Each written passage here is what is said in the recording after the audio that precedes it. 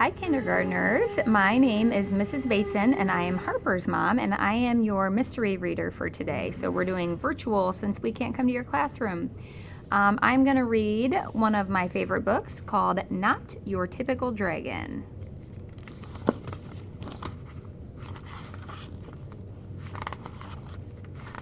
There we go. I'm going to read and then I'll show you the pictures. Crispin Blaze was born into a proud family of fire-breathing dragons. Every blaze breathes fire, explained his father. I breathe fire, your mother breathes fire. Tomorrow when you turn 7, you'll breathe fire too.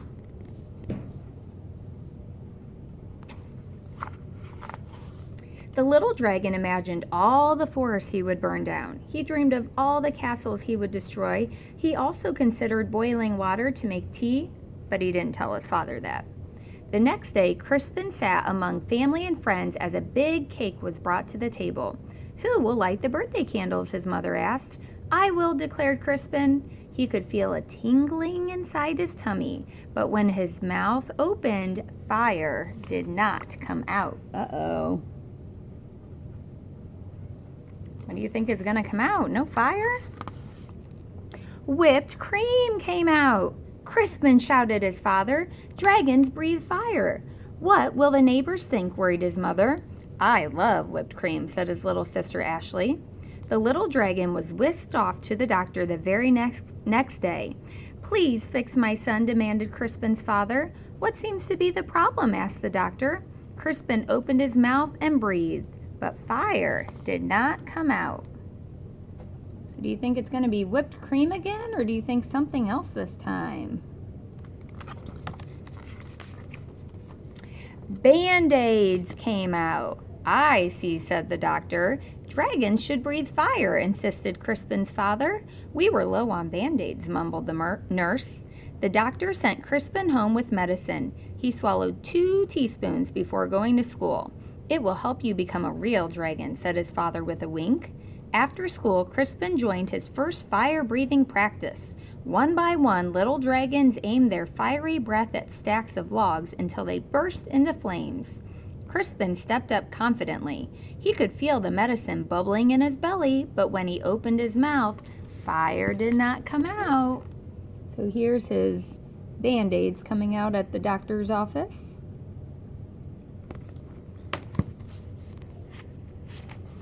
This time, marshmallows came out. Dragons breathe fire, yelled the coach. Isn't that right, class? The other dragons didn't answer. They were too busy looking for pointy sticks to roast the marshmallows. I guess I'm not a real dragon, Crispin thought. He worried that his family would be disappointed, so he ran away from home. These are all the marshmallows. The world can be a scary place for a little dragon who can't breathe fire. Crispin found a dark cave. I'll be a fireless dragon all by myself. I won't bother anyone, and no one will bother me. An hour later, he had a visitor. I am Sir George, squeaked a thin, shiny knight. Show yourself, dragon. Crispin shuffled out of the cave. The thin, shiny knight held up his thin, shiny sword. Do your worst, dragon. Crispin opened his mouth, but fire did not come out. So this little knight is pretty scared because he sees a dragon. This time, soap bubbles came out. Don't you breathe fire, dragon? Crispin shook his head. I can't. Sir George moaned, but my father said that I have to fight a fire-breathing dragon. It even says here in my book that your typical dragon breathes fire. I am not your typical dragon, Crispin explained. Sir George sighed. I can't go home. Me neither, Crispin nodded, but then he had an idea. Maybe your book could tell us what to do.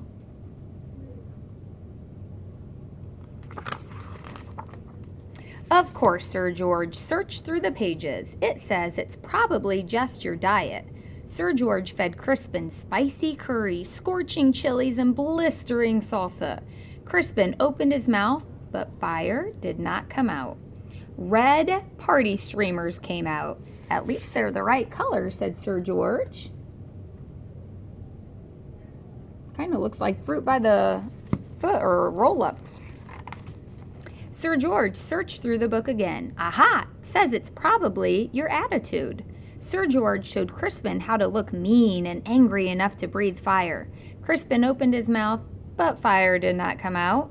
What do you think came out this time?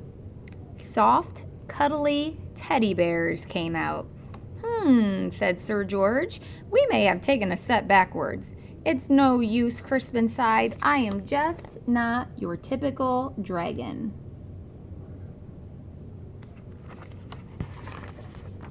But Sir George was not ready to give up. Aha! The book says you're too stressed.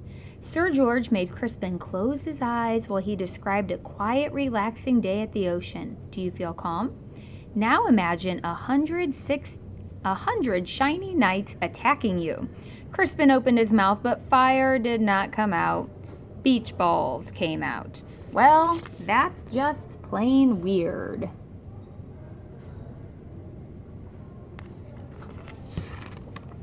Secretly, Sir George was glad that Crispin couldn't breathe fire. He liked the little dragon and didn't want to fight him.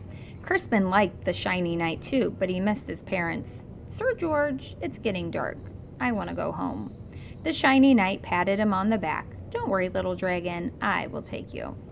Crispin's parents were relieved when he arrived home safely. Sir George was about to say goodbye when they heard a shout. There you are, boy! Why on earth are you playing with a fire-breathing dragon? He's my friend, Father, whispered Sir George, and besides, he doesn't breathe fire.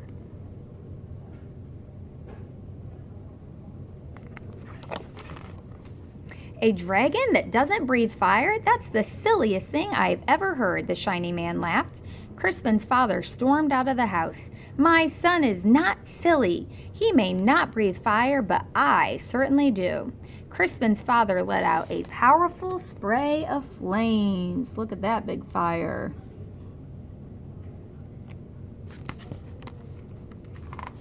Do your worst, dragon, declared the shiny man. But then the flames scorched the lawn. That's enough, honey, said Crispin's mother. The flames got the fence. You've made your point, dear. Now stop showing off, she scolded. Then the flames lit the roof on fire. Crispin's father panicked. I can't stop breathing fire. You'll burn our house down, cried his mother. You'll burn down the whole neighborhood. Dragons came running from all directions. They all knew how to start fires, but no one knew how to stop them. Crispin suddenly felt a tingling in his tummy. What happens when he gets that tingle? He felt a bubbling in his belly. He opened his mouth, but fire did not come out. What's going to come out this time? Any guesses? A gush of water shot out. Crispin aimed the water at his father's flames. He saved his home, and he even saved the shiny man, who wasn't looking so shiny anymore. Hooray for Crispin, everybody shouted. Oh, my fingers. See the knight down at the bottom, how singed he is, how black from all the smoke and fire. On Crispin's next birthday, there was a big party. Family and friends came from all over the land. Sir George and his family came too. Lots of dragons were dancing. Crispin stood with his mouth wide open. Fire still did not come out. Music came out instead. Your son, said an old uncle to Crispin's father, he's not your typical dragon, is he? No, replied Crispin's father proudly. My son is something special.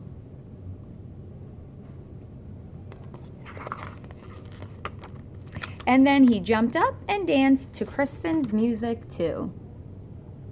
The end.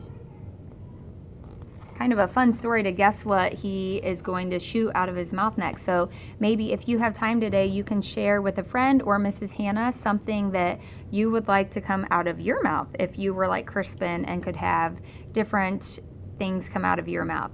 I think I would probably have chocolate. So anytime I wanted a little dessert, I could get some. I hope you guys have a great day, and I hope you liked this book just as much as me. Bye, kindergarten.